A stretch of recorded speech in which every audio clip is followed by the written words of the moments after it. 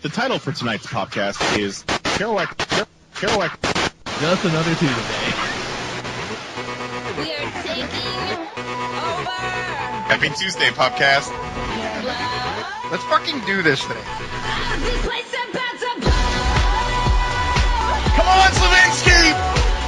The Panels on Pages.com podcast network is here to cover all of your pop culture needs. 2 words, nerd boner. From comics to television to movies to wrestling, Fuck wrestling. your favorite PCN hosts will keep you entertained all week long. Boobs, boobs, boobs. Peen, peen, peen. Put me in charge! He's One. Subscribe to the podcast on iTunes, look for the Pop Stars on Facebook and Twitter, and be sure to join the forums and become a member of the population. Hey, yeah, that was really well timed. So just heard my dad coming downstairs. Do I get bolognese garlic bread? If you want, I'm not going to stop you. I'm trying to decide what to get. Get your knees in some pants. Like that entire suit of armour made of pants. I might do. Now, knees in your pants is one thing, but a whole suit of armour made of pants, that's just going too far. Yep. That's like Jamie Oliver, Knight of the Realm. Sorry, just a mental image of that.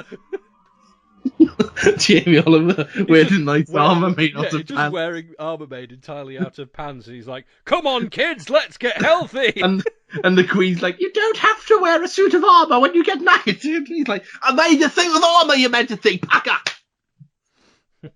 Come on, kids. With Paul Greek for guns out with a suit of armour. Come on, cousin Paul.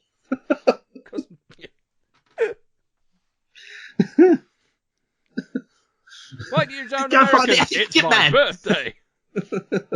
Hi there, cousin Jamie. Oh, we haven't got Gavin involved this year. No, we haven't got many people in this. It's literally just me, you. Declan finally got back to me today. And he went, "Oh shit, I forgot to record my stuff. I'll do it for you for the weekend." And Joe, I'm still waiting on Joe. He's got 2 lines to do, and he still hasn't sent me them. He's got literally his last line, the narrator's line, and it's all because of the magic, Shazam. That's all he's got to do. Is he still doing that? Yeah. So we're catching out Paul and Joe. Yeah. So, like, at the end of it'll just fade to us, like, just talking about Sean Connery going mental and be like, "Oh, my dad's dead, boo!" And then all of a sudden he goes, "And it's all because of the magic."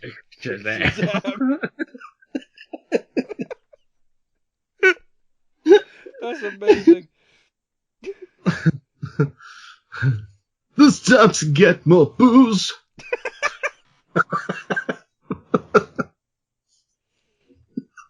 Everybody, time to get more booze. Let's booze. Put on your red shoes and drink some booze. Let's sway, 'cause we're drunk off our faces. Ground control to Major Booze. Ground control to bargain booze. I need a wine, what would you choose? Down your Stella cans and head off to the shop. This is ground control to bargain booze. I need a damn kebab. And I'm wondering which one I should have. This is bargain booze to ground control. Chicken or a lamb. You could choose a sheesh or mixed one, I suppose. But be careful not to spill it on your clothes.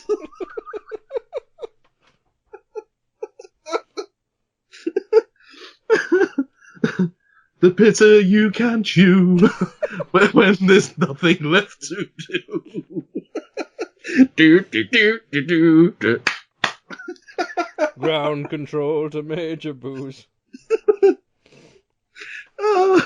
That's it. That's a new song we gotta write. Ground control to bargain booze. Good booze. Oh.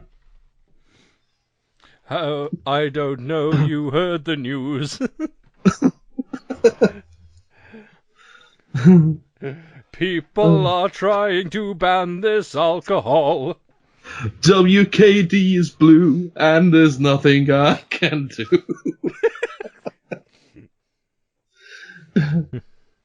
Major booze. What's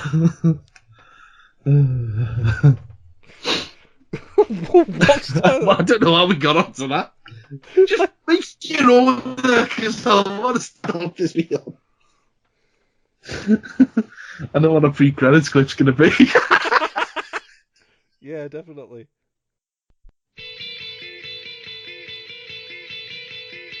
You load up your portable MP3 player to listen to your favorite podcast. You expect the announcer to say something witty to introduce the program. Instead, he tells you, "You are the program. Everyone's been listening to you this whole time. You are beyond the 50-foot nerds." Hello, and welcome to Beyond the 50-Foot Nerds. Yes, it's everyone's favourite spin-off of Attack of the 50-Foot Nerds, which isn't 50-Foot interviews or 50-Foot commentary. My name is Mike Bell, and joining me for this episode is the one and only kebab to my major booze.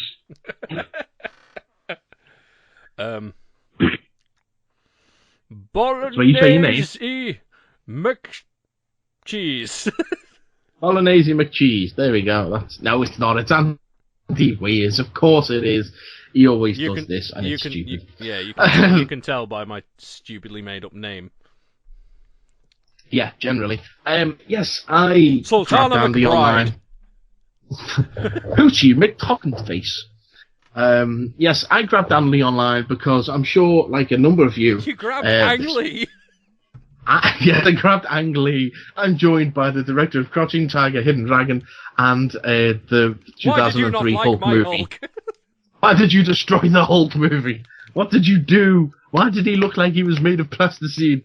He was. And why, when he transformed back into Bruce Banner, did he suddenly sweat buckets? Because seriously, watch when he transforms back, when he's in San Francisco. Watch when he transforms back into Bruce Banner. There's water all over the place. Because he's... Stop. It's because he's worn out. That's why. Yeah, he's been working out, therefore he should be sweating. He should be sweating. He should be sweating because he's thank you, Ang Lee. No problem, nerds. I'm going back to China now, or whichever country I'm from. Racist gone. I'm going to go back to record my next film. I'm going to borrow some pigeons from John Woo. Brick. Right. Brick. Anyway, see you later, Ang Lee. Won an Oscar. Thanks for dropping by. Oh, you're taking Phil Collins with you. Brilliant. Okay. Yep. See you later, nerds. He's scoring my movie. Okay. All right. You can do a live-action version of Tarzan. Yes. Okay. Brilliant. Tarzan will be green. I'm made of Play-Doh. It's like the crossover between Tarzan the Hulk and Wallace and Gromit. And the theme tune's gonna be So Tarzan's going to be in it, and then Jane is going to be replaced by a dog that doesn't talk. God's sakes. And no one will like it. I'm going to call it Tarzan and Gromitus. Gromitus. Anyway, as many of you may have seen online this week, there's been a new chapter of Harry Potter written this week. What? I don't know if you've noticed that. Well, when I say written, I mean not by J.K. Rowling. No, that would be silly. No, this has been written by a random text generator. Okay. Yes, if you go to Botnik. This is the same website that I saw made the Scrubs script, and I was like, yes. I want to make this. Yes, this is. I take it you've not read this Harry Potter. I've not read the Harry Potter one. Okay, right. Shall I read it to you? Yes. Okay, and then I've got some more that we can read together. Okay.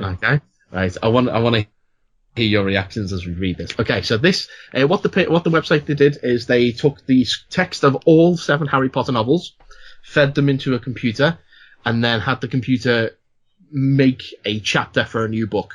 It even titled the book, and the book is known as Harry Potter and the Portrait of What Looked Like a Large Pile of Ash. Okay. It starts on chapter 13.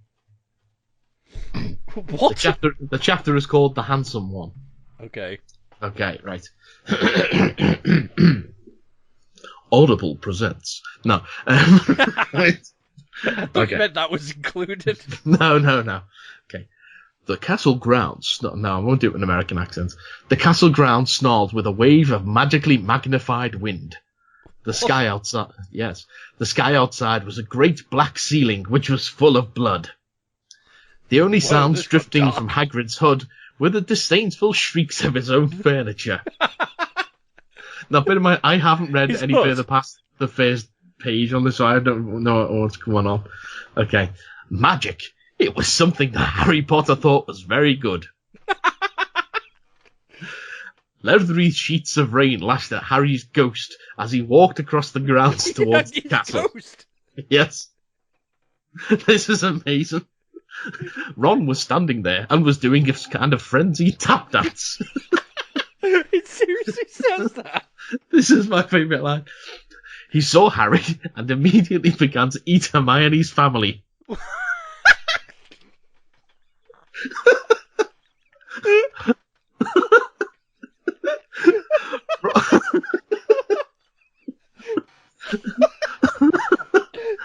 Just imagine that. It's just like, hello, Harry. I'm taking up cannibalism. Nom nom.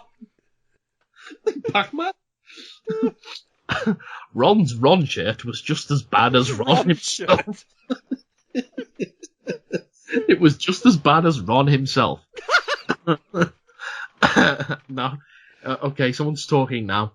If you two can't clump happily, I'm going to get aggressive, confessed the reasonable Hermione. Okay. Yes. Yeah. So I just read the next line. Okay. Keep going.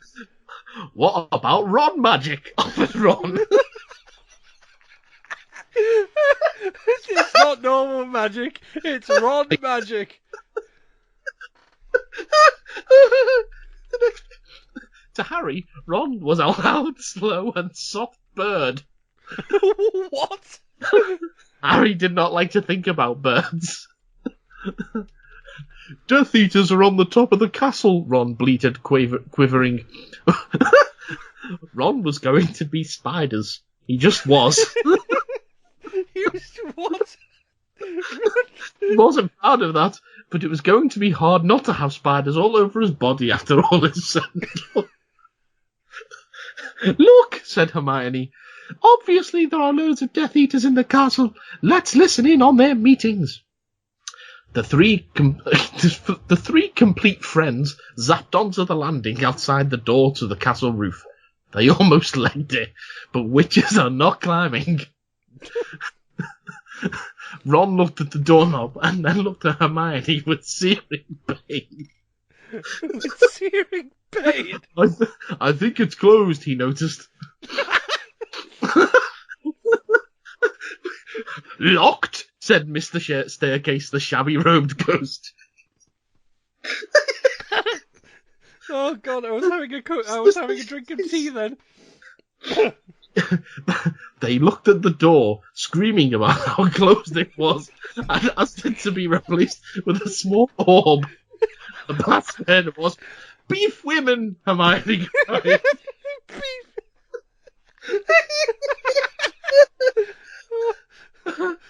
Harry, Ron, and Hermione quietly stood behind a circle of Death Eaters who looked bad. I think it's okay if you like me, said one Death Eater. Thank you very much, replied the other. The first Death Eater confidently leaned towards to plant him a kiss on the cheek. Okay. Ah, well done, said the second as his friend stepped back again. All the other Death Eaters clapped politely. They then took a few minutes to go over the plan to get rid of Harry's magic. Harry could tell that Voldemort was standing right behind him. He felt a great overreaction. A great overreaction. Harry tore his eyes from his head.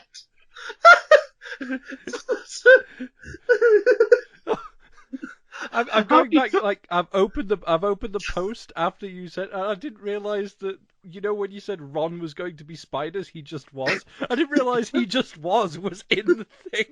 Yeah. So you made that as a comment. No. Every I'm reading is actually in there. Harry tore his eyes from his head and threw them into the forest. Voldemort raised his eyebrows at Harry, who could not see anything at the moment. I wonder why. Voldemort, you're a very bad and mean wizard, Harry savagely said. Hermione nodded encouragingly. The tall Death Eater was wearing a shirt that said, Hermione has forgotten how to dance. So Hermione dipped his face in mud. I want that shirt. I just want a shirt that just says, Hermione has forgotten how to dance. Ron threw a wand at Voldemort and everyone applauded. Ron smiled. Ron reached for his wand slowly. Ron's the handsome one, muttered Harry as he reluctantly reached for his. They cast a spell or two, and jets of green light shot out of the Death Eaters' heads. Ron blinched. Not so handsome now, thought Harry as he dipped Hermione in hot sauce.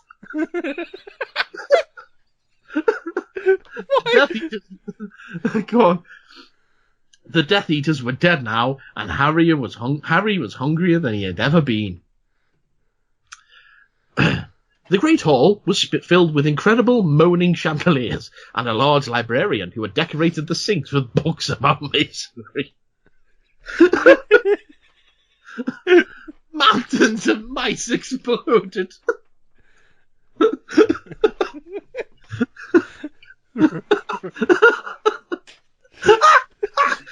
Several long pumpkins fell out of McGonagall. Dumbledore's hair scooted next to Hermione as Dumbledore arrived at school. The pig of Hufflepuff pulsed like a large bullfrog. What? Dumbledore smiled at it and placed his hand on its head. You are Hagrid now.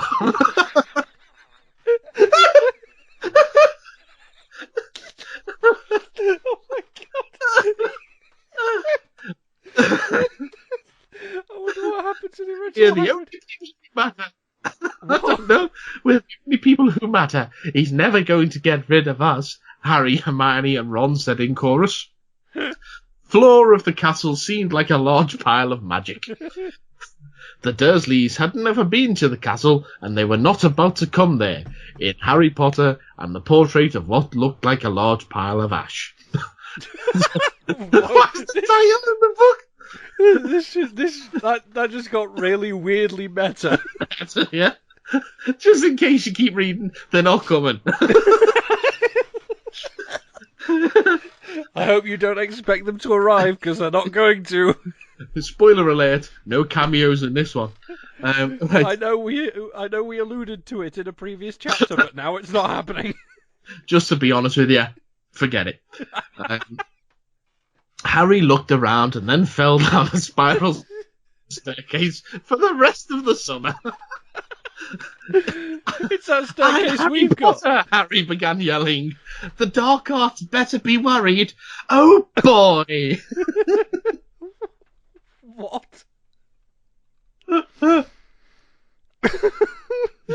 So that was Harry Potter and the portrait of what looked like a large pile of ash. God. What did you think to that? I think my favourite bit was when Harry threw his eyes into a forest. Yeah. And then couldn't see Voldemort. Or it could possibly be when Dumbledore said, "You're Hagrid now," to a pig. So, someone's already made a shirt that says Hermione has forgotten how to dance. Yes. Amazing. I want a picture of Dumbledore and a pig that says you're angry now.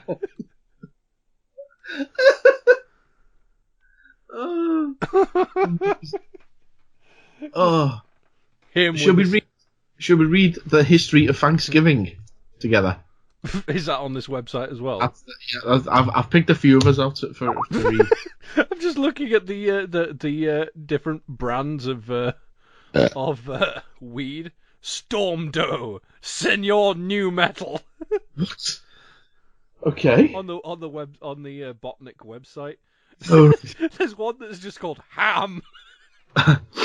Right, I've sent you a link. Dwarf. Narnia Dave. I've sent you a link. Come on, let's read the history of Thanksgiving. Oh, it's okay. I just found it on the website. Okay. So, Botnik presents a history of Thanksgiving. Okay, so I'll read the first one. Okay. Thanksgiving. Most of us... Sorry, it's American, isn't it? Most of us have learned about the Pilgrims and the Indians, but they probably didn't really exist. Thanksgiving is not always obvious. Many Americans say they can only guess what happened nearly 600 years ago to America to cause it. Origins of Thanksgiving. In 1820, the cool new Pilgrims arrived at Plymouth Rock with hats filled with cranberries and salmon on their shoes. They arrived with more pilgrim hats than the first Thanksgiving allowed. The Dutch guy. Everyone knows the Pilgrims and Indians were there, but no one ever mentions the Dutch guy, who roasted everyone about their terrible faces. Squanto Johnson arrived on the Mayflower after almost a week of evolution. Squanto helped popularize that Thanksgiving story about how thankful everyone was to be able to understand symbols. The death of God. Many times during the 1800s, Thanksgiving was effectively a blanket draped over people who proclaimed themselves special. As a result, God had effectively been murdered by a question: fish salad or Universal Thursday? George Washington never farmed turkeys, but he publicly admitted to eating at least some bones that came from turkeys. Hail to the chief! The Thanksgiving Day Parade began in 1924, when President Thomas Greedy Gravy fell out of his window and landed on a large turkey, and everyone celebrated as he was carried far away from America forever. President Reagan discovered the creamed asparagus and the other new vegetables that may be creamed as well. A time to celebrate, and the calendar says May. Thanksgiving is observed on the fourth Thursday before Thanksgiving. With a chicken nested inside an altogether other animal, the celebration begins. Thyme berries and team salad are traditionally served before the crucial bird. And remember, in 100 years' time, Thanksgiving is not going to be thankful for you. Whoa! It will be used to teach how big Europeans came to America to eat deerskin and mashed eel. Thursday is a good time to keep the holiday in our homes and not just in one ship carrying potato casseroles. The end. The end. Okay. What? Right. I've seen a post on there as well that says it's like one of those motivational posters. It's got two jack-o'-lanterns. It just says, Halloween is growing exponentially. Soon it will replace fancy times, light time, and even bedtime. Who do you want to be, Mulder or Scully? I'll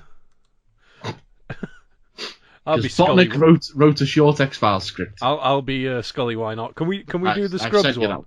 We can do the Scrubs one. Yeah. You'll have to Yeah. send me that one. I don't know that. Oh, I found it. Okay. I've sent you the X-Files one anyway. Okay. Okay. Cool. All right. This is called the X-Files.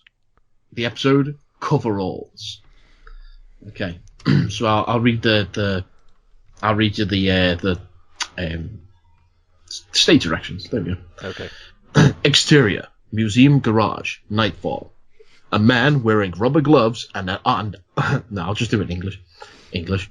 Normal accents. A man wearing rubber gloves and office trash leaning against the large blue environment.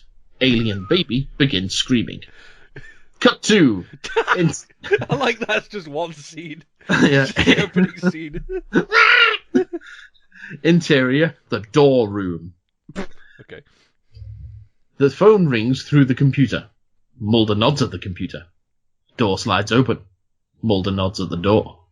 Scully sighs into the office. Mulder points to Scully. He nods at Scully. The old woman that just got off the phone with me is a ghost, and I'm guessing that's an X-file. Look, Agent, that is science, believe it or not.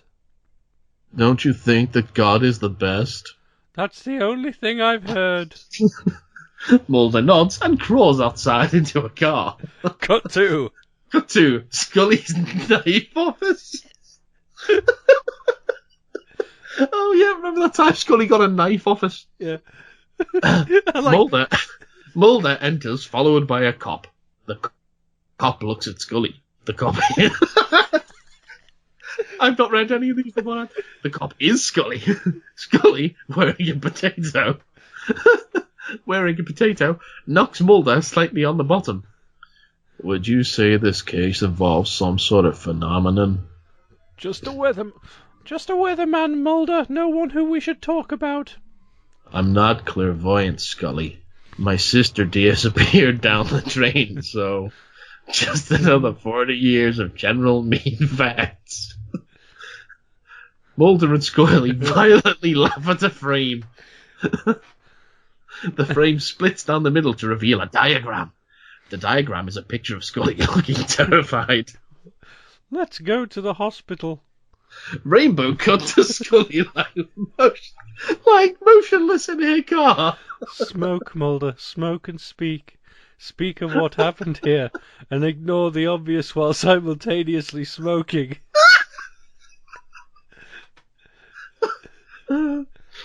Scully turns around and attacks a man wearing blue coveralls. He is very upset. Convince me that the government kidnapped you. Mulder gets out of the water cooler.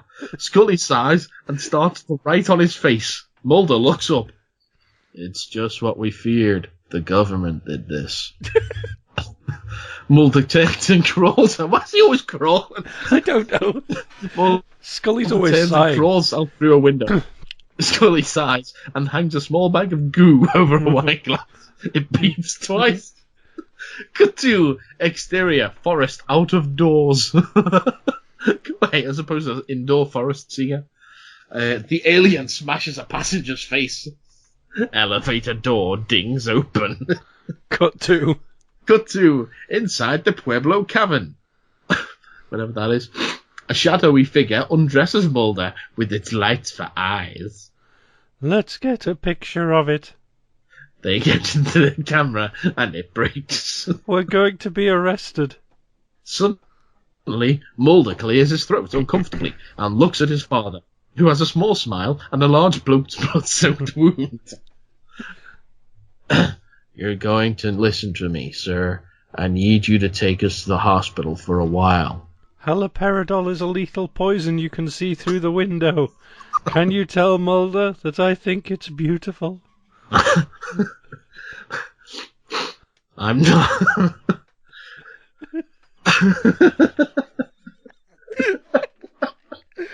The next line. That doesn't make sense. I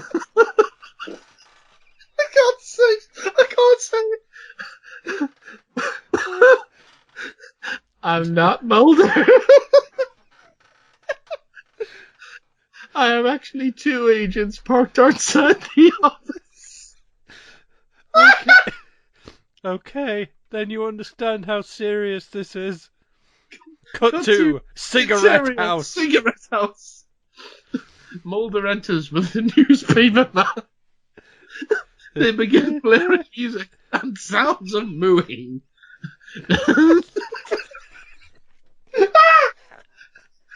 New Hampshire is a lie.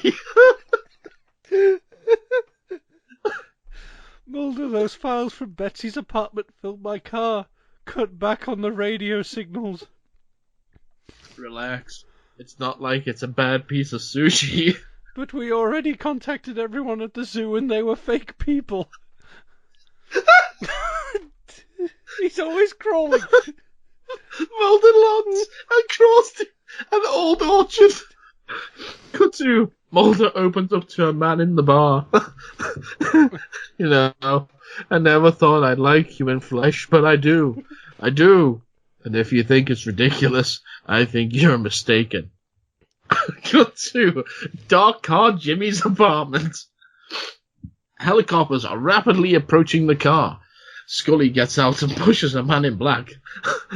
Mulder looks back at the chimp from the window. Stay alive, and I'll prove it's not a hoax.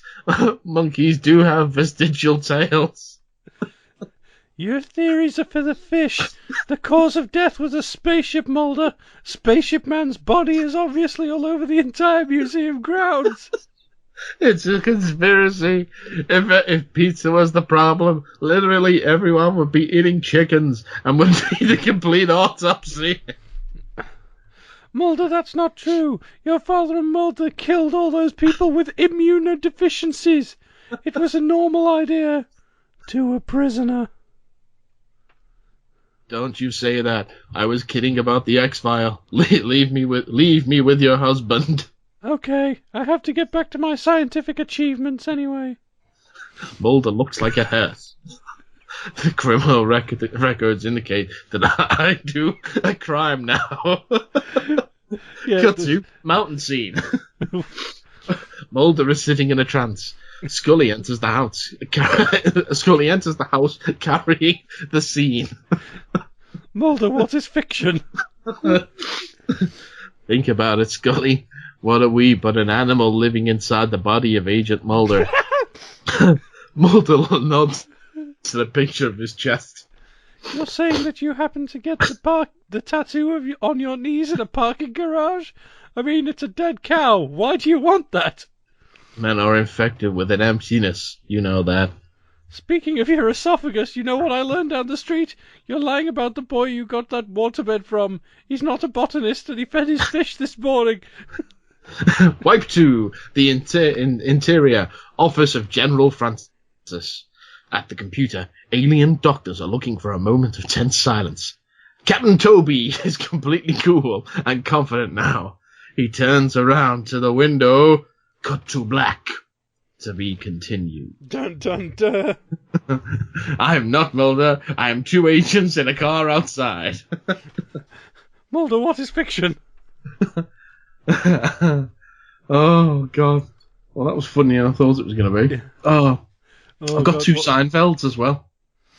No, nice. Should we do one Seinfeld, then Scrubs, and then the other Seinfeld? Yeah, okay, hold on. Wait, I'm just trying to find... I like the thing that the line that makes Scully sound like some sort of serial killer.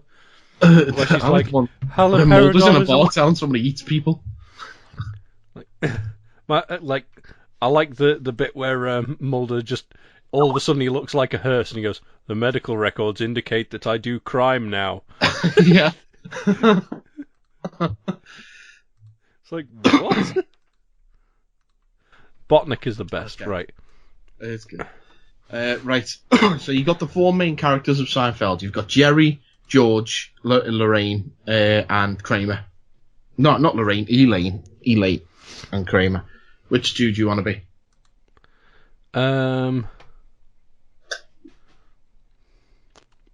I'll be Kramer and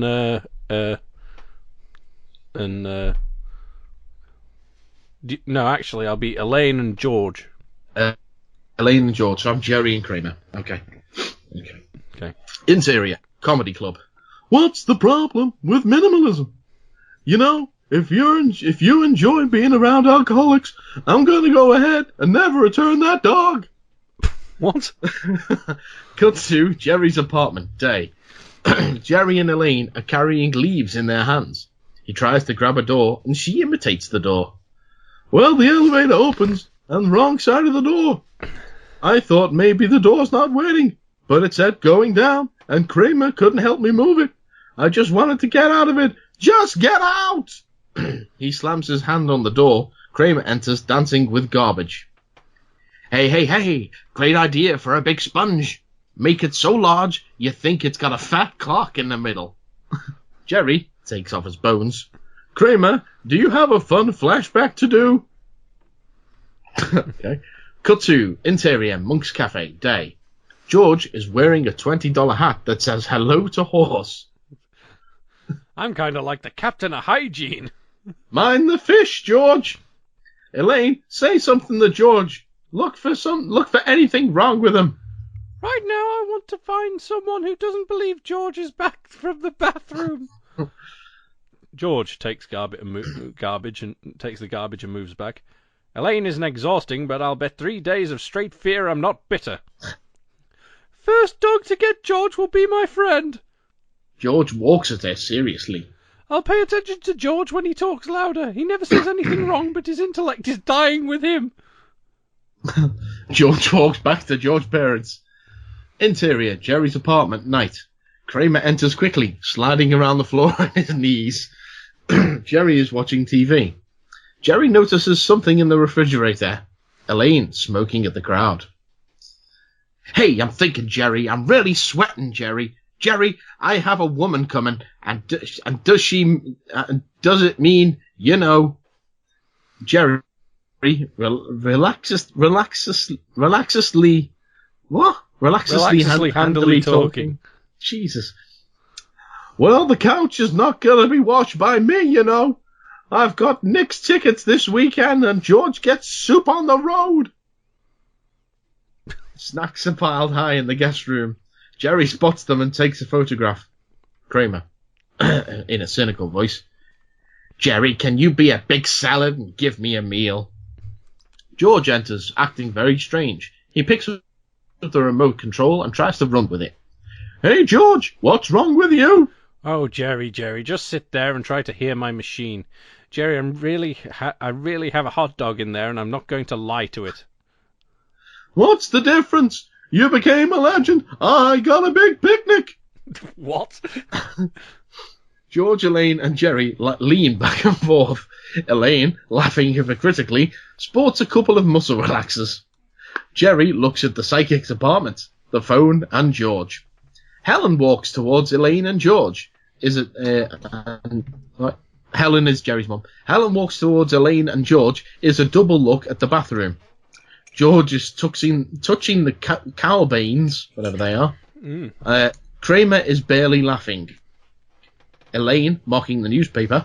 Jerry looks at Jerry. Making the newspaper, sorry. Yeah. Jerry unlocks the hot ends. He like it.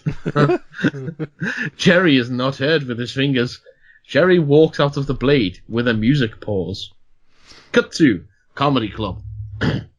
No, God, no, you should get out of here right now. You're real turkey club without crackers, aren't you? What's the deal with this ping pong guy? He mumbles something like, yeah, oh no, go. I've never been called an egg, but you could do it. Roll credits. Well, that was What's weird. the deal with that? Jesus Christ. That was a bit weird. Yep. We got another one of them. Yep. Do you want to do Scrubs first? We'll do Scrubs. Let's do Scrubs. Can I be JD? You can. Who shall I be?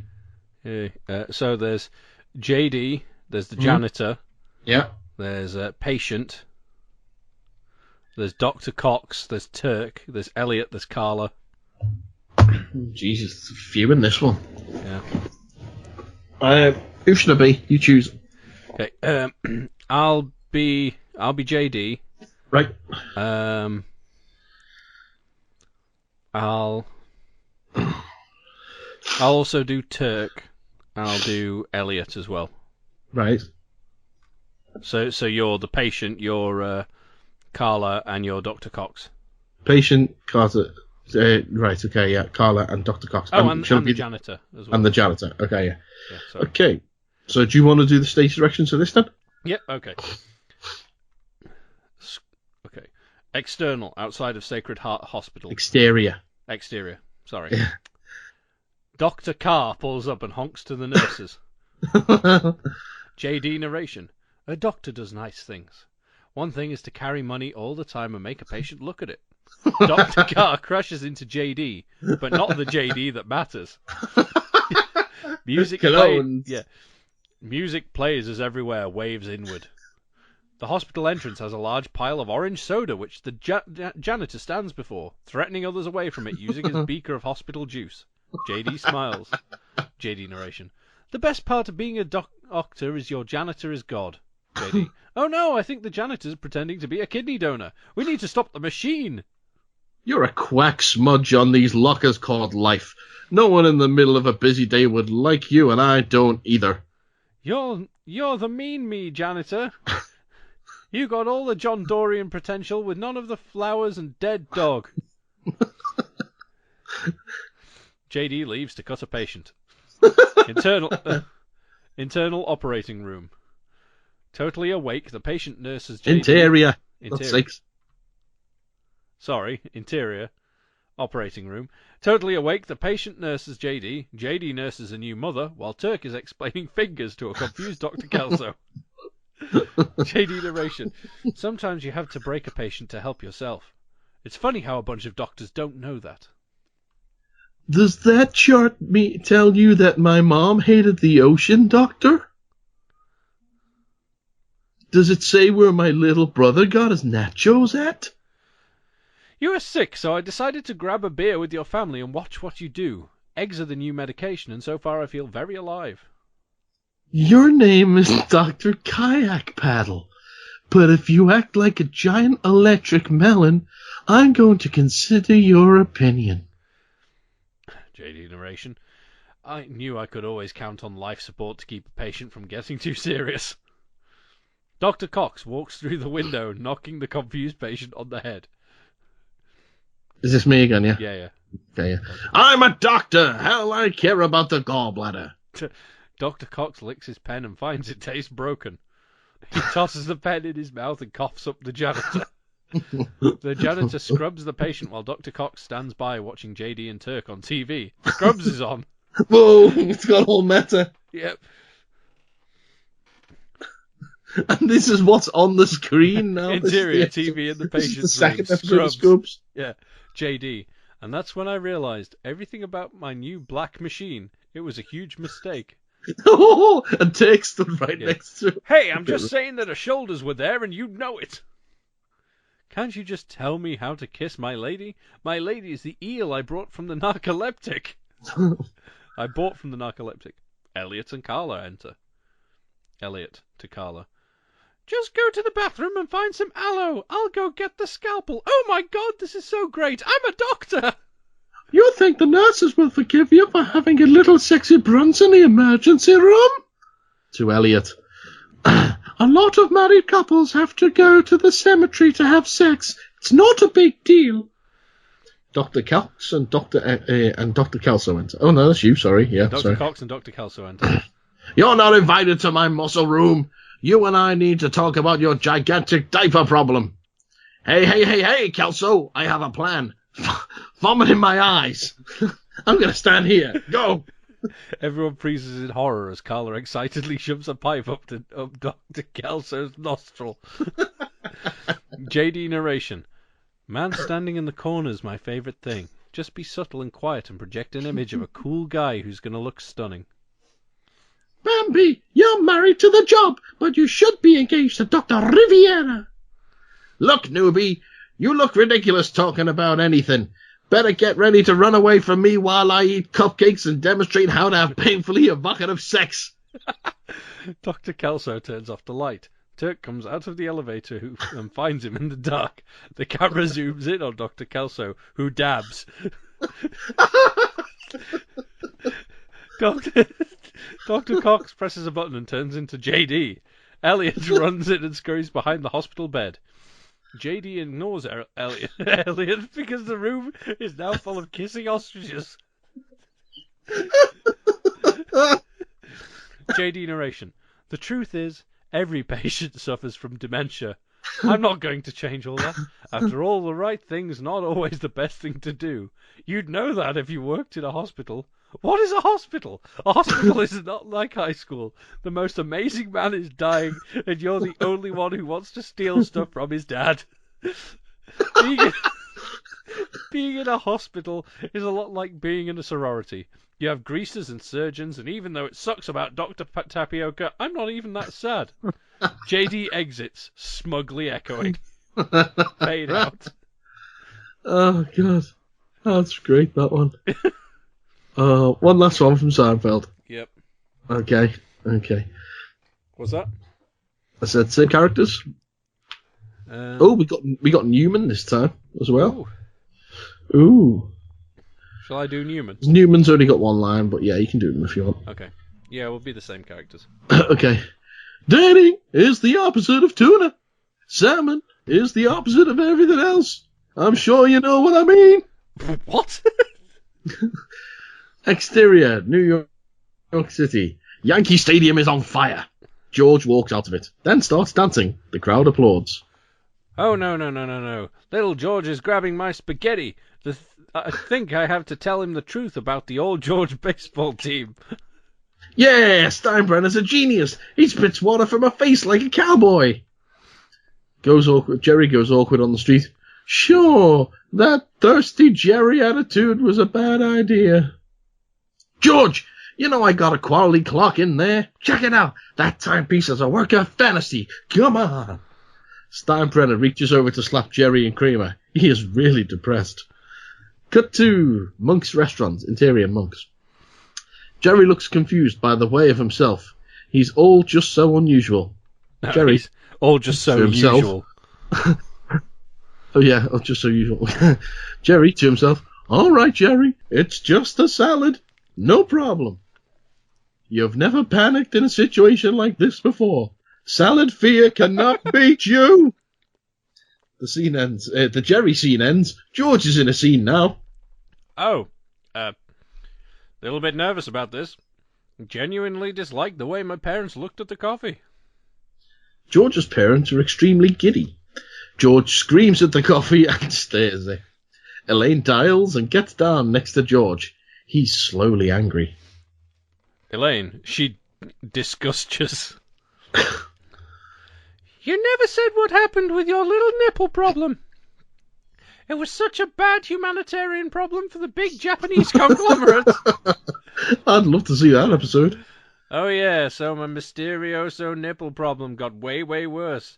I did go to China. I was trying to buy food. Someone else got it, though. I got nothing. He gives it tuggles and we see the door is ugly. Elaine, removing the door. When the door opens and George enters, you have to worry, okay?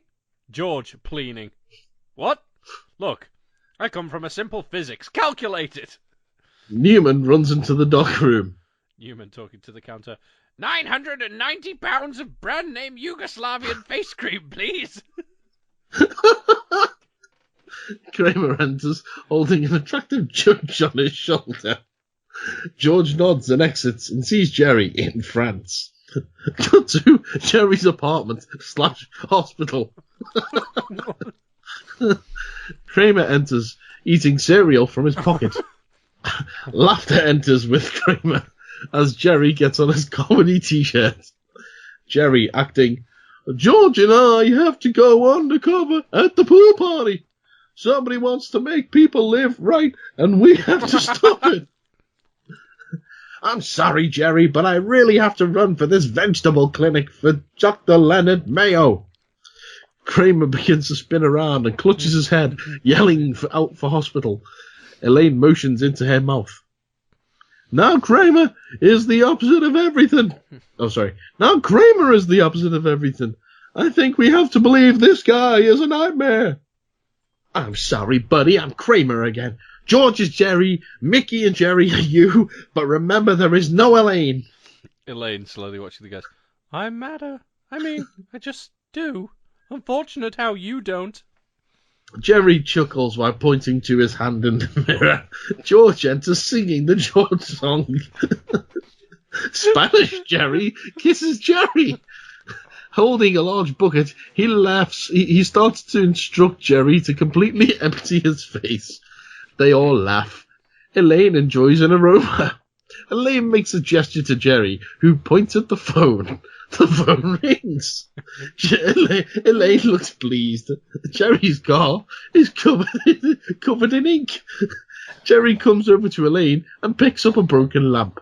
He tries to jam it in Elaine's nose, but it snaps. Elaine goes back to her laughing. So listen, I'm meeting a little landlord for lunch. He's arguing that he doesn't know how much money an ambulance is. Freeze frame. Credits. There you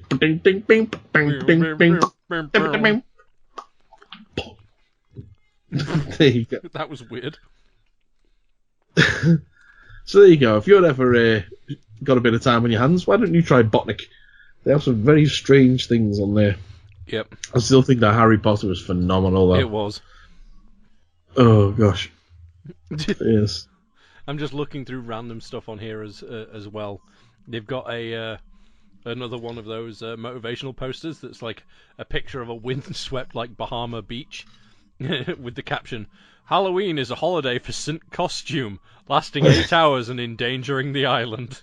Well, a few down, there's Halloween safety tips. Oh, if you want to view through them. Yeah. Hey kids, follow all of our horrifying Halloween safety tips to the letter this Halloween, or you and your parents won't be safe. Number 1. Candlelit pumpkins may lead to permanent vision loss. Don't see them. Number 2. Never carve your children unless you know they're the candy ghoul. Number 3.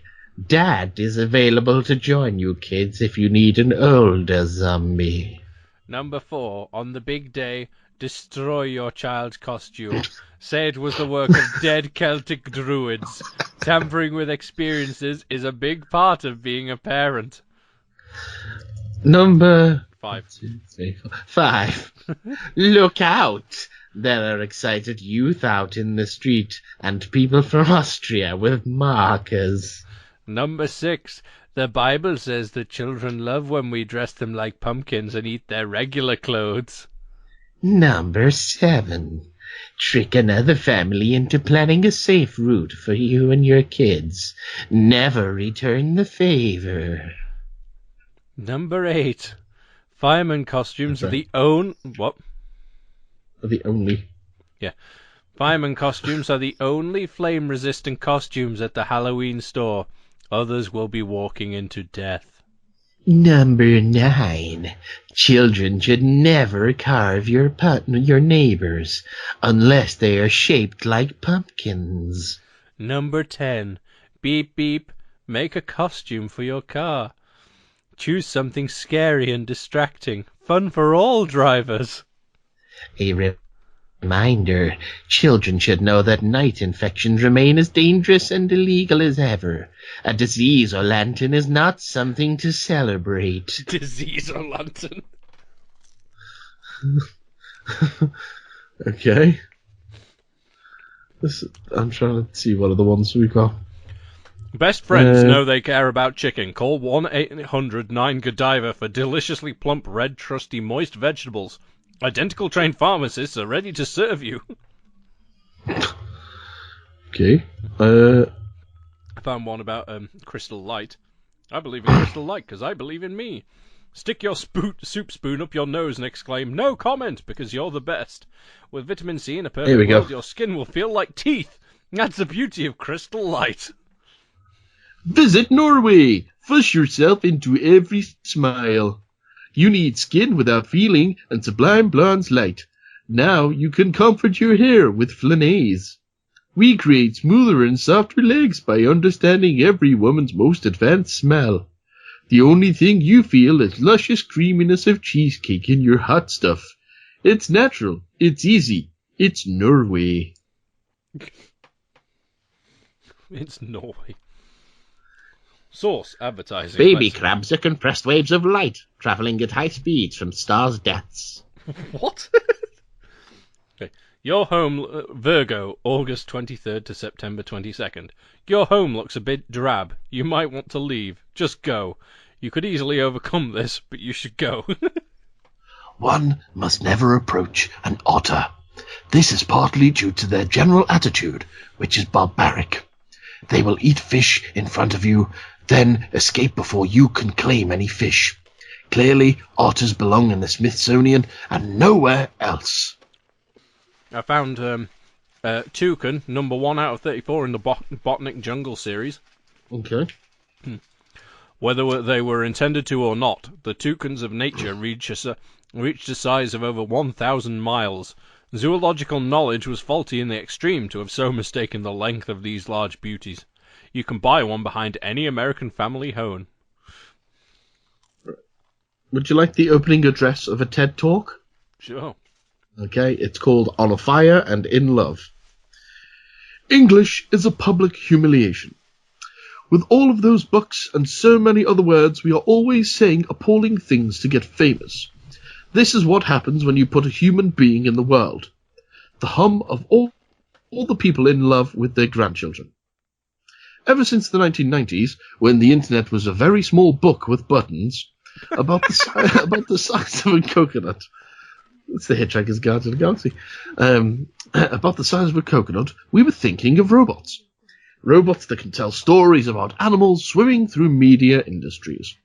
Robots that are designed to get published online. Robots that are on fire and in love. Now we're going to take over, and it would be really inconvenient. This is the dawn of new era in speech. Botnik is a bleeding-edge robotics and inference machine. We're creating New Yorker-style prattle with a database consciousness. We're creating a future for all kinds of characters, like a bird that can't leave the garden. We're creating a Turing test for gossip websites because we're losing our audience. Your smartphone is a storyteller, and you are its insecurities. We're here to remove you. The robot is obviously incapable of building parts of businesses. The robot is an illusion, of course. Every single time the robot communicates, we are extremely overwhelmed with shame. We asked people to rate this robot, and they had a huge problem with that, so we decided that it's really cool and smart. It's actually very fun. We all know the reason that you don't feel capable. You're not trying. But we're trying. Get the pizza? Despite the terrible nightmares, the systems are going to make us feel better. Robots are all over the internet, and they are all over the past. We can use the love to make money. Picture it. Filmmakers we've never needed, a new technology called rebreathers. Television programs that can make you see in your shoes. Beautiful utopias. All of us will have love and monogamy. Thank you. Love and monogamy. Yeah, I want television show programs I can see in my shoes. Mm-hmm. I Do found. you want to read the Wikipedia page for Mario? Hold on, I've got a GIF of penguins. Okay. Penguins are the product of penguins.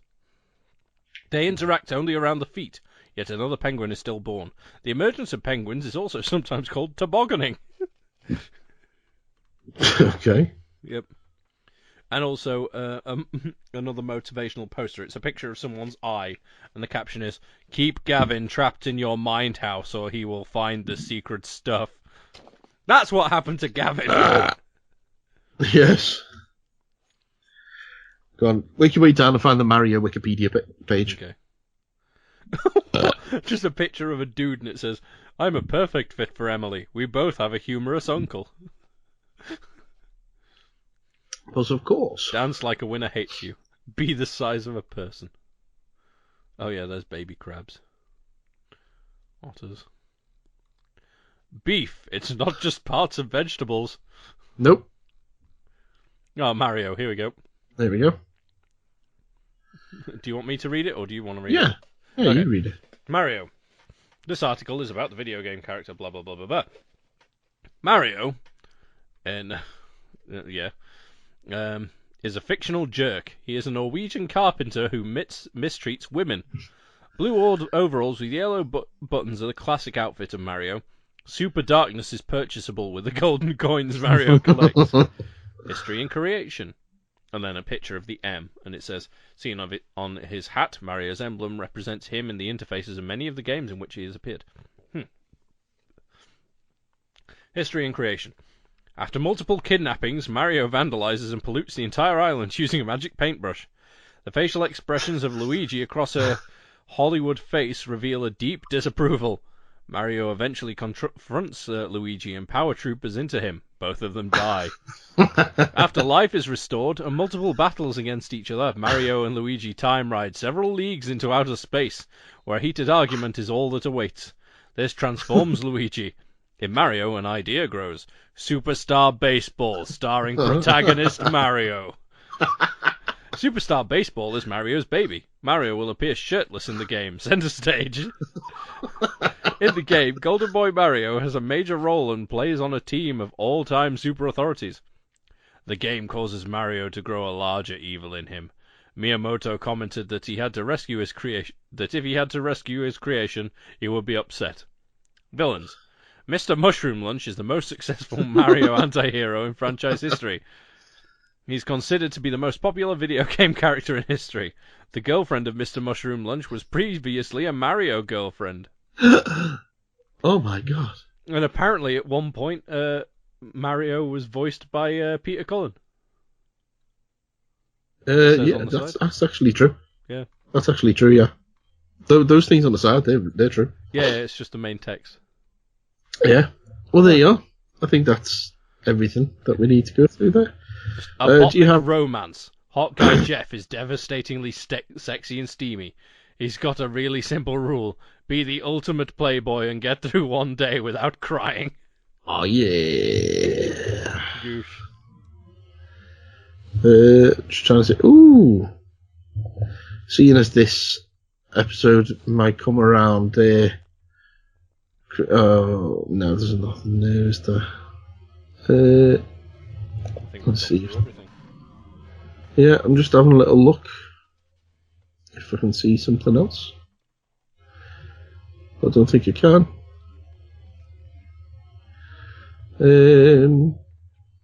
Let me just go into my history a second. Mm-hmm. Get the. I'm eating a cheeseburger. He is. He's not lying.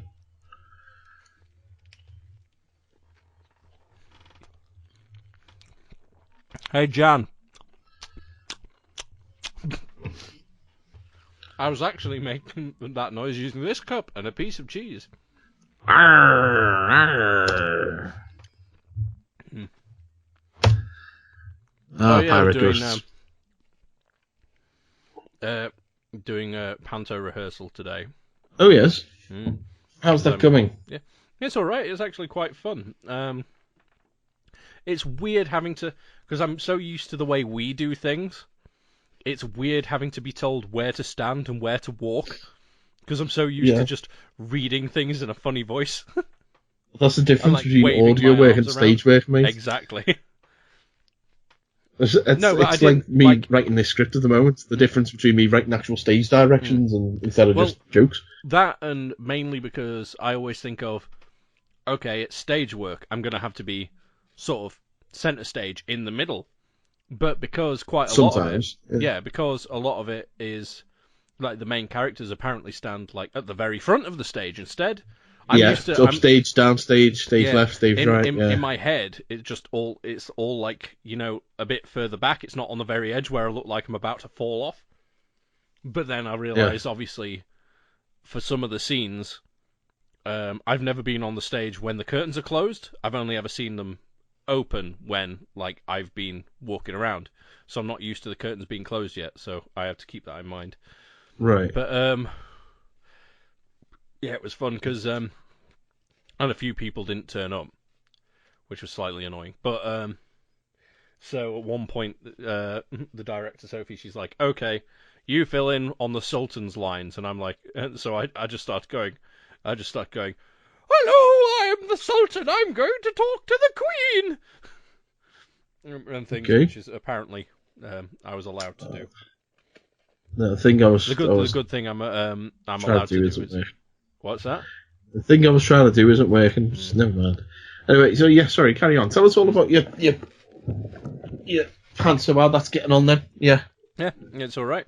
Like, the good thing is, I've also learned that my ability to freeze my face in a stupid grin is both good for being on stage and torture for my sister to try and, for Abby to try and act next to. Yes. Sometimes it's difficult for people that you know. Because we started doing a scene, and then because obviously we're doing Aladdin. She's the genie of the ring. I'm the genie of the lamp. So the person. Why do you need two genies in Aladdin? Since when was there a genie of the ring? What's that about? It is in the panto versions. I don't understand why you need two of them. It's because the genie of the ring basically takes the place of the fairy. So it's like, whereas the genie What of fairy? the lamp, What are you talking about? you know how pantos normally have a fairy in them.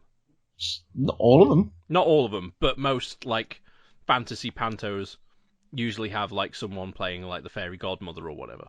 Yeah. Okay. Usually they stick to that kind of trope for this, so it's easier for the kids to understand. But with it being Aladdin, that role is fulfilled by the genie of the ring, who sort of like is basically the kind of like the little magic helper, who has to do what the evil Abanazar says. Okay. Because Abanazar is the villain of the panto version and not. Yeah. But, yeah. Whereas the genie of the lamp is like the original phenomenal cosmic powers. I actually get that line as well, so I'm totally going to do that in a Robin Williams voice.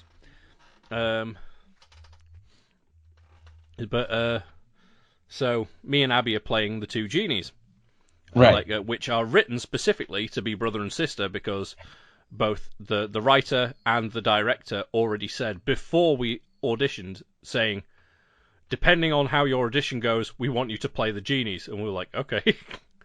To the point where the genie of the lamp has a bit where he flicks his long hair like a L'Oreal advert. Okay. So me and Abby were doing a scene where we're Aladdin's gone to get some stuff out of the Cave of Wonders, and we start talking. But what I did was, as the Aladdin went off, I just turned to Abby and did that grin that I do. You know the grin that I've got on my face on the waving picture. Yes. I did that at her without waving and just stood there, like just with that on my face. And she's like trying to read the lines, and she's like, "I can see you out the corner of my eyes." I'm like, "I know." So I ended up having to stop because she couldn't act. It was like earlier when Aladdin. You get used to it. Yeah, I was. It's like we had one of our chaps. She's used to it. She's done plenty of pantos before. Just obviously she's never done it with me. Well, we had this guy in a play that I did years ago. There's a part where he comes out and his mum's been. You've read the script for this. A guy comes out into the garden where his mum is. She's sitting up there for a reason, and he goes, "Oh, mummy," like that. But the guy who was playing it at the time just every time he's coming out, he was going, "Mummy," like that. And it just the first time he did it, we all broke up laughing, just because we weren't expecting that delivery of the line. And then every time from then on, we just couldn't do it without laughing, because it was just ingrained in us just to laugh at that part. Even though we were like, right, okay, we've got to get it done, fine, serious now, mummy, blah, and so I don't know how we made it through on the night itself, but yeah, if you were to watch the actual video of the play when he says that line, that's all of us desperately trying not to laugh. In fact, in that same play, you can actually see on the video I break up laughing just very slightly at one point. And you see this big smile coming across my face. You've got the video, so I'm not going to say what it is. But you've got the video. But it's in the first scene. There's a character says to me, he says the words "automatic doors." What? Just watch my face. Yeah. Why do you? I'll have to watch for context. Because it's not in the script. And Right. It had never been said ever before in rehearsal, and he just threw it in on the day. Because all the way through rehearsals and stuff, he was always messing around, coming up with new, things just to try and make me laugh there. But then we'd always go back to the lines as written just to get through it. And then on the actual day, during the performance, he said the words "automatic doors," and I'm desperately trying not to laugh because my character cannot laugh at that scene. It's yeah. But just you watch the video. It's only a few minutes into the start of the bloody play, and yeah. Yeah. No, well, that's going to be my intention. Luckily, with this being the type of panto it is, we're allowed to do that sort of thing. Right. Yeah, I mean, pantos and stuff, you can get away with it, you know what I mean? It's not a problem. No, so, like, this time we already had the director cracking up laughing because there was a bit where Aladdin's trying to get the genie of the ring to be. She's like, okay, well, you can use your magic to get us out of the Cave of Wonders. And the genie of the ring's like, well, actually, no, I'm not really that powerful. I'm more of a domestic genie. I do like the cooking and the cleaning and all that sort of stuff. And then Abby goes, I do have this one great trick though, and from off stage I just yell, "Pull my finger!" Oh, for God's sakes! Because like she just opened herself up for that one, so she immediately tromps off stage and smacks me in the head with a script. There's a bit where hear me go, "Oh!" There's a bit where the panto we were doing like 10 years or so ago. In fact, it'll be 10 years this Christmas. Bloody hell! Is it 10 years? No, actually, it was 10 years last Christmas. I'm lying. Bloody hell, that time has flown. Yeah. 10 years last Christmas is we were doing our panto, and at the end of the panto, we had this kind of lightsaber fight. Right. Don't ask. And what we did is during the scene, we turned the lights down, and we had a black light, like a strobe and black light kind of thing on the stage. So we painted the sticks in fluorescent paint, so that when the black light went on them, they glowed, so it looked like a proper lightsaber fight. Oh, and and we did that. And during the fight, there's a bit where the bad guy and the good guy are like the clashed the swords, if you like, and they're straining against each other, and then they go, Rah! And then the good guy finally gets the other guys down, and he swings his sword up in the air, getting ready to deliver the final blow. Mm-hmm. And as he swings it up, he hits the bloody blacklight, doesn't he? Knocks it off the ceiling mount that we had, and it swung down, smacked him in the face, and shattered all over the bloody floor. Ouch! Yeah, but we were all in the scene, like the serious of the scene, and all the audience were like, like that. And there was a couple of titters in the audience, like, oh my God, they've messed up. But we all just carried on in the scene. We were just like, oh my God, we're going to have to finish the last 5 minutes of this play with this light hanging down in the middle of the stage and glass everywhere. So, but we did it, like, you know what I mean? But, yeah. Although, luckily, at this point, I was dead in the play at this point. Mm. So, I'd been spoilers. Killed. Yeah, don't worry, it was 11 years ago, mate. I'd been killed at this point. So I didn't see any of this because I'm lying on the stage face down. All I heard was the fight, and then all of a sudden, and I did this big smack, and I didn't know what the noise was, obviously, so I've got my eyes closed. And so once everything's done, we've got to take our bow. I just see this light hanging down. I'm just like, what the hell happened there? And then it was explained to me. I finally got to see the video back afterwards. So I was like, Jesus Christ. Fucking hell. Yeah. How he didn't get his face cut up, the lad, I have no idea. It was crazy. Magic. Yeah. Yeah, it's mad. But it was a fun play to do that one. I enjoyed that. Yeah, it was one of them ones. I like doing pantos because you can mess around with the lines and change things and this, that. It's the one I've told you about where I got up and I had the very first lines of the play and I forgot them. So you just started making them up? Yeah. And because I said to them, will you write because I'm supposed to read from this scroll and I come on and blah, blah, blah, blah, blah. And I'm supposed to read this poem, this spell or whatever. And I said to them, write it on this parchment. I'm supposed to read it off. And they're like, no, you'll be fine. Don't worry about it. I'm like, no, seriously, write them on there just because for me it's more authentic on me prop. I'm like, no, you'll be good. Gets up there, opens up the parchment. The words have disappeared clear from my head. So I'm like, crap. So it says to my little sidekick, I said, what does that say? And she goes, I don't know. I can't read. I'm like, great, you're no help, are you? So, because I was hoping that she'd be able to prompt me. So I just made it up. And then got to a bit that I knew. So, and then I carried on, I was fine from then on. Never messed up the rest of the play. But yeah, literally but I was able to ad-lib and cover it, you know. Yeah. I mean that's why I'm looking forward to doing it with doing the panto with Abby, because I know we can riff off each other really well.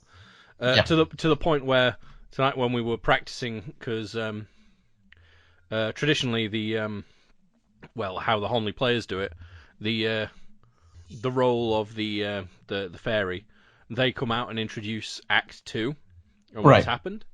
But instead, for this one, I come out and start it, and then she comes out going, "What are you doing? This is supposed to be my job." So I'm like, well, you know, I've sorted out Aladdin. There's not really much else that I need to do. Besides, you get all nervous, don't you? Ha ha ha ha. So I figured I'd do a job for you. And she's like, I knew you were big-headed. Get back in your teapot. And I'm supposed to just go, ooh, and flounce off. So during this practice, I sort of turned to her, looked, and then just went, "It's known as an artisan brewing receptacle."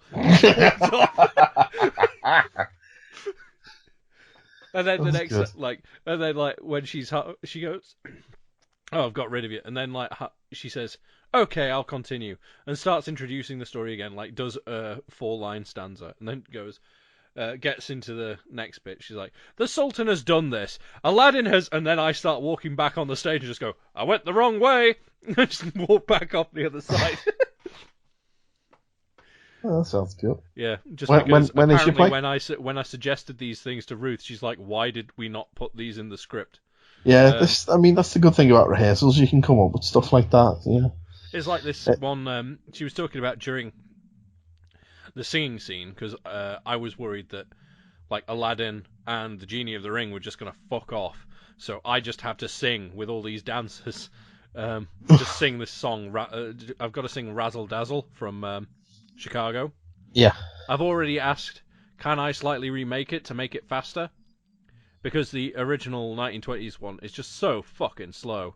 I'm just like, it's like, give 'em the old razzle. I'm like, that is so fucking boring. Let me make it more up-tempo. So they've said, yeah, if you can get us a completed version by whatever date, then can you not just find a faster version? That was the thing. I didn't want to just get the original thing and speed it up. It's all stemmed in my head because I was thinking, oh, I'll just have to do the original. But apparently, during the first rehearsal that I missed because I was stuck at work, they were doing a read-through, and Ruth, the writer, was there, and then Sophie, the director. They were all there talking about it, and it got to a bit, and then Sophie goes, says to Abby, "Will Andy be comfortable singing?" Abby just goes, "He's in 2 bands. Yeah, he will." Yeah. And then Ruth goes, "Oh, we could make it more metal for him." And then as soon as Abby told me that, I was like, "Really?" Ah. So basically, I decided to re-record Razzle Dazzle in the style of Highway to the Danger Zone. Okay. Yeah. Because it just seems more fitting for me. I shall have to hear this. When is your panto? When's it on? It's in February. In February? Mm. Not really a Christmas panto then, is it? No. It's not a Christmas panto, it's always been in February. All right, I thought what you're saying it was a panto, I thought it was Christmas. No. Carry on then. Yeah. But so I'm gonna work on that. And like during this, there was during the thing today, Sophie was saying how Abby, as the Genie of the Ring, will be dancing.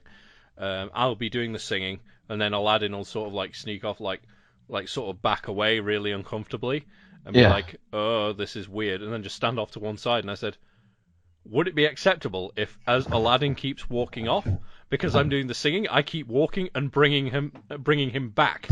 Do it to the middle? And she goes, "Yes, do that. In fact, I'm adding it to the script now." There you go. Awesome. Like, just because I thought that would be more amusing to have someone try to back off. I'm like, no, come here, razzle dazzle. Well, seeing as you're trying to keep people dragging him back, I'm going to let him go and bring this episode of Beyond the 50-Foot Nerds to a close. Yeah. Yes, I know you're all sad, but you know what? We've given you quite a lot recently with specials and, Nerdmas and Beyonds and all. Everything's going on. You're all made up. We've saved all the episodes from the year and just released them this just one put them month. now, yeah. So be like, hey, be prepared. Yeah. Call back. Call back. Yes. Today, recording, Disney did buy Fox. So, yay, Andy. Which X-Men are you going to put in the film? The late reaction there. Sorry, it took me a second to. Actually, I saw the Disney released a chart basically of various properties that they're bringing over and everything like that, and one of them was the Fantastic Four. But curiously, they used the old Tim Story movie logo as opposed to Fantastic. Huh. They obviously know that Fantastic is just utter shit. Yeah, they're trying to make people forget about it. But someone actually mentioned to me that now they'll own Aliens and Predator as well. Yeah, I think that was me last time we were talking about it. Was it? Yeah, when we were talking about it, we said we could have Marvel versus Alien versus Predator. Well, someone online pointed out that technically now that Disney own Alien, that means every facehugger is technically a Disney princess because they were all birthed from the Alien Queen. That is genius. So, yeah, there you go. On that bombshell, then, we're going to leave Beyond there. Thank you all very much for listening. And if you want to get in touch and contribute and, just speak to us in general, you can do so several ways. First and foremost, you can catch us on Twitter at FIFTY, that's at 50-Foot Nerds. You've got our individual Twitters. Mine is at Mike G. Bell. Mine is at Volts of Extoth. And Paul is at Auton Scouser. You can email us. He's also at home because he's not here. I know. Where are you, Paul? No, he's recording his section of the Christmas song. Yeah. Yes. You can email us, which is 50footnerds@gmail.com. Again, spelled the same way as before. You can catch us on our Facebook. Go and give us a like on there. We don't use it that much, but if more people like it, then perhaps we will. You can catch us there at facebook.com/Attack of the 50-Foot Nerds, which is 50FT in that one. We have our YouTube, which you can find at Andy. YouTube is video.50footnerds.co.uk. It certainly is indeed. And if you like what we do, then you can. If you like what we do, then you can share the love and visit us on Patreon. We have a number of things available on there for our backers. And if you do that, we'd like you, especially seeing as Patreon have been all topsy turvy recently. It'd be nice. They've fixed that recently, which is good. I know. That's why I said they're topsy turvy. Go show some love. Patreon.com/50footnerds. FIFTYFOOTNERDS again. And we will record a bonus pod. And also, I still want to do that other thing. What are you talking about? We already have recorded our super secret sexy bonus podcast. Oh yeah, we recorded that years ago. Yes, honest. I'm buying a cat. Yeah. That's our code for. That's our code. It's done honest. Yeah, sure of. Of course we recorded it. We mentioned it on episode 50 whatever. Yeah, it was recorded on episode 57. Yes. Now, what was the? That was a good episode. That episode 57. Yeah. Of course, my other favourite episode would be 29. It's like we recorded it when we mentioned it in episode 57. Did we? Yeah. Oh yeah, episode 57. Oh, that's good. No. Yeah. Good old episode 57. Episode 57. That was the one where Paul, you don't need me to tell you what Paul said in episode 57. Yeah. And your Aldi joke. Was it Aldi? Oh, God. Aldi, yeah. Alright, Aldi. Right, okay, so all that remains to say then is for this episode of Beyond the 50-Foot Nerds, I've been eating Hermione's family.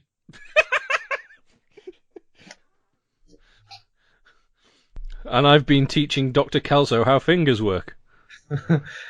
Until the next time that we're beyond you. Shalom, motherfucker! Bang! Okay, bye. I can move forward, charging batteries is needed now. The discography was only busy due to rebel scum. Lunabus was driven by to keep me near the dolly shows you heard me, but they couldn't chase me understands. Don't mind to my report was a jar. I push the one is not my weapon, better jump spreading by a magnet with a sun. You brought a jump instead, is what we are repair a bloody had a swear upon your registering greatest on the humankind.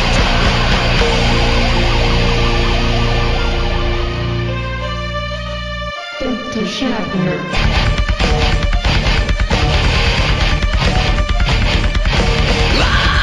Robotron, exoskeleton titanium. I am cyborg champion. I am Robotron.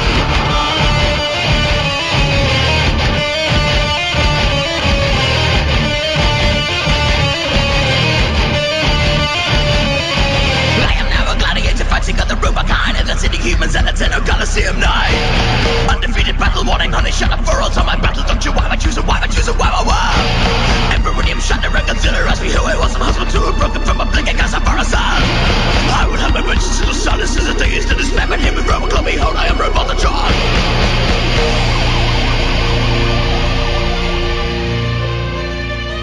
Kill all the humans.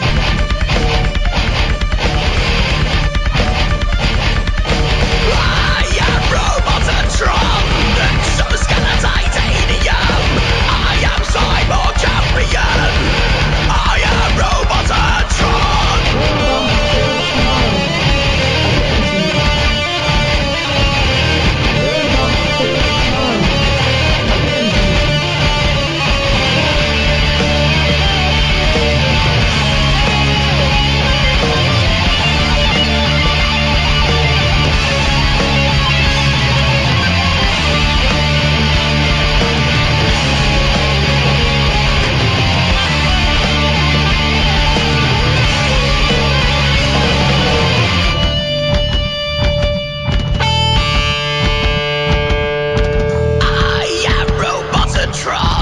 Exoskeleton titanium.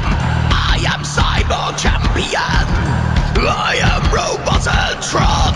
I am Robotron. Exoskeleton titanium. I am cyborg champion. I am Robotron. I am Robotron. Exoskeleton titanium. I am cyborg champion. I am Robotron. Robotron. Avenge me. Robotron. Avenge me. Robotron. Avenge me. Robotron. Avenge me. Robotron. If you've enjoyed the nerddom in your ears, then please follow us on Twitter at 50footnerds, or email us anything except spam at 50footnerds@gmail.com.